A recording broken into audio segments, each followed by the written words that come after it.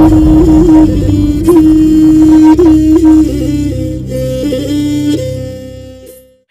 ma'am, ngasi aigi video sidi kay haini akhaygi imong manungda leiba miyoising haitai ko kanana kaidauri kanana kay thabak tauri haido aina lot ona sum chatlaga namjalaga deni ko ado jamna nungaiba video amadi oini kanamta khangoi deni ko aina video namgani je aina lot ona sum chatlaga namjalaga deni ko ado video si nungaiba amadi oigani di khali ado jengminasi mayam purna video si makha chachajarage aduga mayamna video jengbi matamda like amamtang nambiramu aduga subscribe tawdabasingsu subscribe tawsanbiramu video si makha chachajarage jengminarase ada akhoi mana mali se marung mi mali ne ko mairung bi se akhoi ma gi jamne favorite oijaba hinjang ne ko adina mai se mairung bi mali ne aduga dana akhoi pan hoi akhoi mo hoi moi mai jam kana meeting tawri kai no hai di akhoi pusen da khrani masang ngam modre ko nini humni ma se akhoi Bishenpur hospital la lai ro masang ngam da na hai di ing salak pagi ga adegi anu salak pagi ga ko ada ta ma se handak no nini humni kai hospital da lai ro re Bishenpur ki da adegi to ma se adugi wari sanara mane ba dana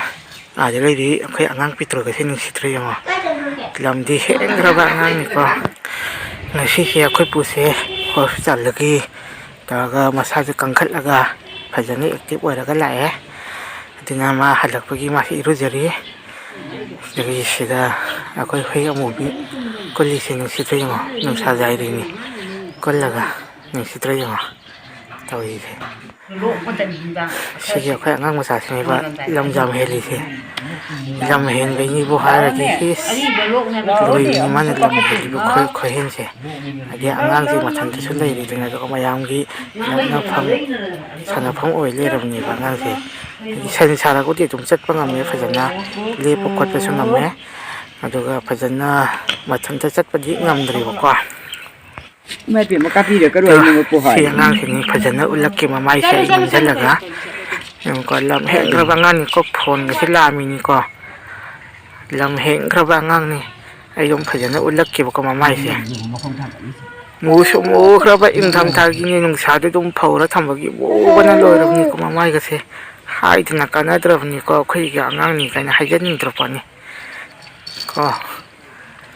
mai lame ai se hoji chak thong ge dina ngasi se khoi pa so kina dale tang phida yung sangka ba ma gi se hidore ko khoi ma na akhoi la ka isa yung sangka ba ma chat lei ba ngasi de phangjana sida yung sida ithan tanga re ko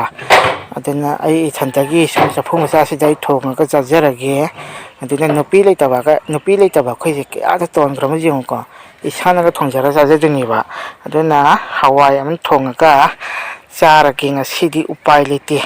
tolabadagi tolabani ngasi aduga morok ama phajana me kharaga charage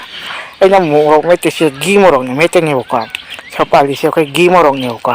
gi morok se naudi yam nawe ba sa dodi mande ko mawang se nau yam nawe ngangjabagi wane ko nomon me sa do mande aduna keno morok masinga da manga taruk hapselaga met ke ko tina chak se jai bigi tangkak to ne ba hoji lai se chak se jai se la ke aduga masinga do manga taruk hapselaga se gi morok to ka morok se me khare ke wa gi morok to saro da min ko akhoi poi di chak ka chale ra me ko hospital le ro bagi masal ka kangkhalak bagi chak ti phan khadi sa takhara male ko nga se thong male na khara di tum cha ba jara male ko hospital gi halabni na khadi ado masa kan di ore to pham ba ga jam kana uiri ko sida cha to lak bagi ning sa sida dum aina sum hura na nam jan ma ne ko jam kan uiri ai se hawai thong gi to ne ko hawai se phuting ne ko aduna phut pa se mun chala e aduna ngahak phut ki ge aduga ai sok tawra ke ꯑꯩꯁꯦ ꯉꯁꯤꯁꯦ ꯆꯥꯛꯁꯦ ꯈꯤꯇꯪ ꯊꯦꯡꯗꯣꯛꯈ꯭ꯔꯕꯅꯦꯕꯀꯣ ꯑꯗꯨꯅ ꯍꯋꯥꯏ ꯊꯣꯡꯕꯁꯦ ꯑꯩꯈꯣꯏꯒꯤ ꯃꯔꯣꯏ ꯃꯄꯥꯡꯗꯤ ꯑꯩ ꯌꯥꯝ ꯀꯥ ꯍꯦꯟꯅ ꯊꯥꯛꯑꯔꯣꯏ ꯆꯥꯛꯁꯦ ꯊꯦꯡꯉꯦ ꯄꯨꯡ 12 ꯇꯥꯁꯜꯂꯛꯑꯦꯕꯀꯣ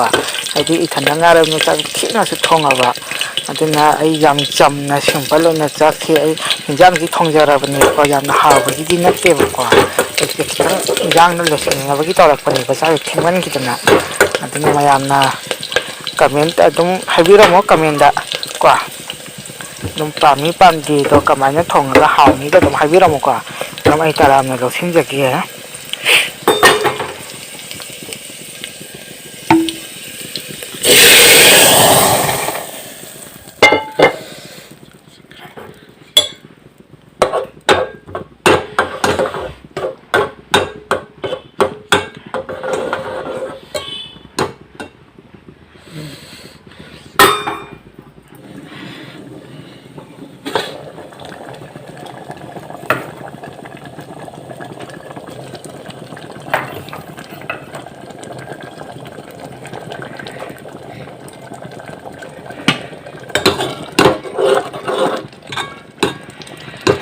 ꯁꯤꯗ ꯑꯩꯒꯤ ꯃꯣꯔꯣꯛ ꯃꯦꯠꯄ ꯂꯩꯔꯦ